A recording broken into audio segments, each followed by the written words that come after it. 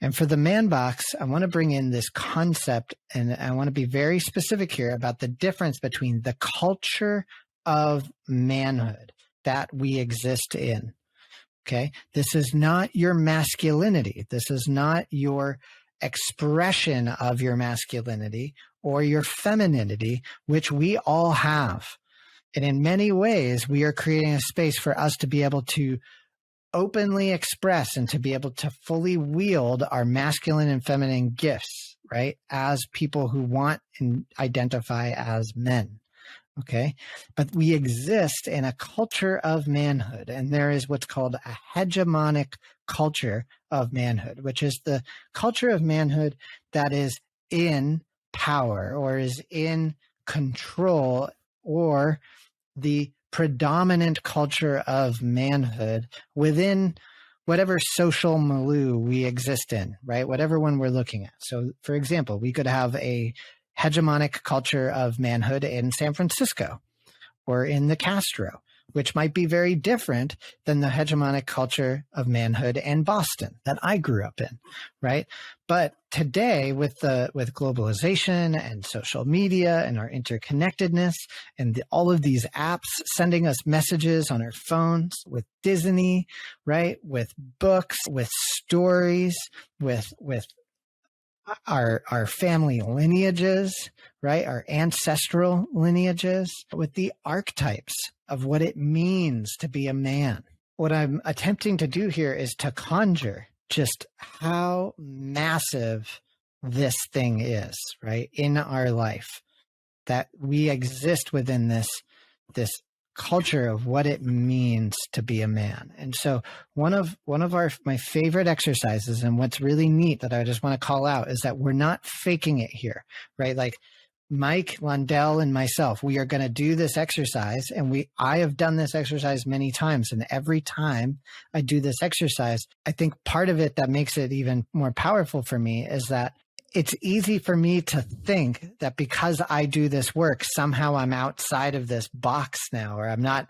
I've done it. I've worked through all these issues with manhood, and it's just simply not true. It's just not true. Every time I get to experience this with a group of human beings who identify as male, I get to rediscover that this this awareness of what's here, what are we working with? And so the exercise is to simply make a list of 10 words, 10 phrases, 10 traits, 10 things that mean to be a man. The invite is also that you don't have to agree with these. And if you can do more than 10, please do it. And so what we're going to do is we're going to make our lists right now. We didn't prepare our lists. So Lundell and Mike and myself, we're each going to make a list. And then you, as a listener, as a man in the Unshakable Man community, if you're in the second week, your stretch is to make a list. Make a list of your 10 words. And so I'm going to do mine right now. And so I'd invite you to pause this so that you don't get affected by us, so that you can see how similar or dissimilar your bandbox is. I went quiet while I make my list.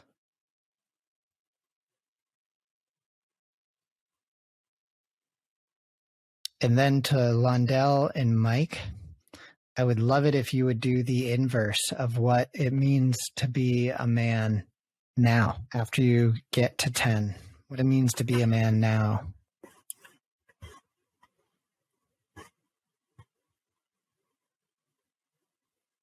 And then just to prepare us so we don't have to pause later, to make a list of what the culture has said to you if you weren't these things, if you weren't what is in the box.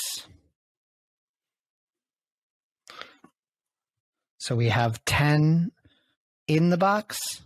We have a few for what it means now as an integrated, unshakable man who has done some work to allow his protective parts to trust him, to become fully whole, open. And then some words that have been used by the culture to threaten you to stay in the box. All right. Give you guys a 15-second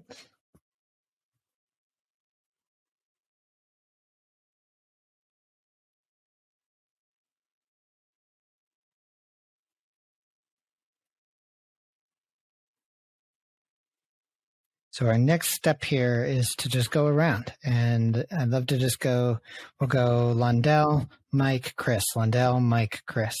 And we're just going to share one word at a time. What are the words that are inside the box? The words are concepts.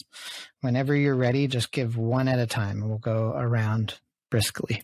Bearded. Strength. Tough. Muscular. Stoicism. Provider. Financially secure. Suffer in silence. Athletic. Deep and powerful voice. Don't play with dolls. Penis size. Sexually promiscuous. Don't wear shorts. Aggressive. Sports loving. Don't cry. Forceful. An emotional rock. Protector. Hunter. Inexcusably male. Leader. Loud. Heterosexual. Good at sports. A job. Okay.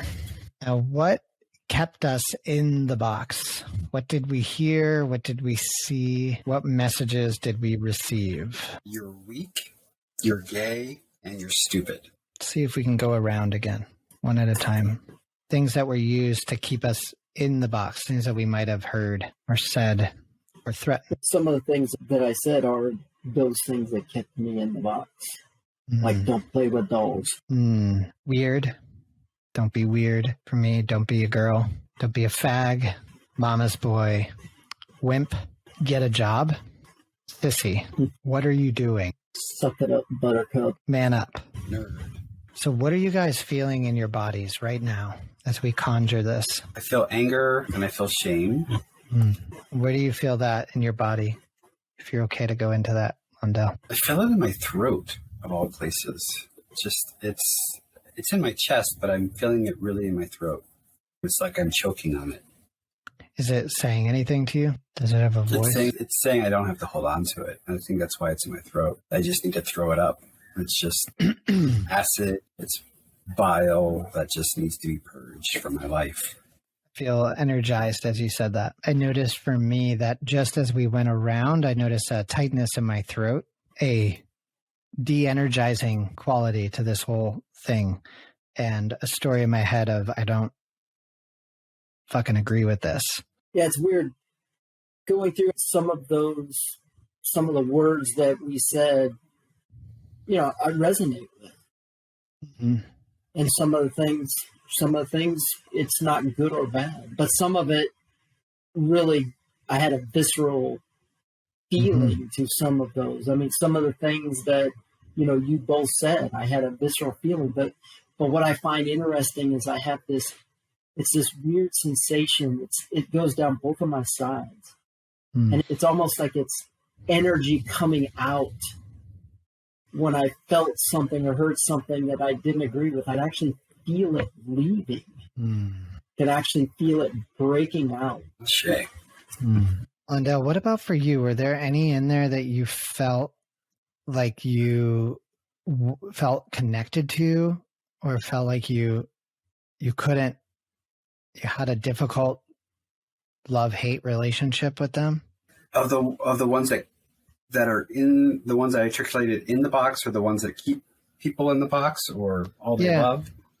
Yeah. I have a love-hate relationship with the whole bearded, muscular, financially secure thing. In our society right now, it is the thing to have facial hair. And it's been that way for, I don't know, like 10 years plus at least. Mm-hmm. And I know in the gay community, it's just like it's a coveted asset. I just don't have the genetics to do it. So there's a bit of self-loathing that goes along with that. Is there an attraction to it? Oh, totally. I mean, I love it. I mean, I love it and I hate it. And so it's a jealousy, envy type thing. But I appreciate you having the courage to bring that in here. Mike, I noticed that you brought in this concept of that there's parts of this that you can't quite disregard. Like we can't throw this out.